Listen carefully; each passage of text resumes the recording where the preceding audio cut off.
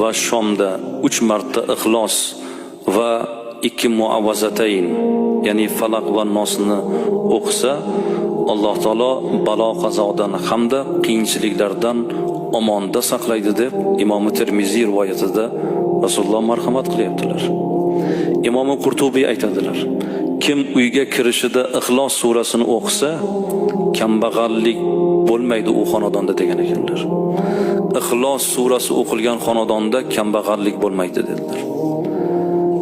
Ibn Najjor aytadilar: kim safarga chiqish oldidan 11 karra Ixlos surasini o'qisa, Alloh u safardan qaytib kelguniga qadar uning uyini muhofaza qiladi deb bu zot marhamat qiladilar.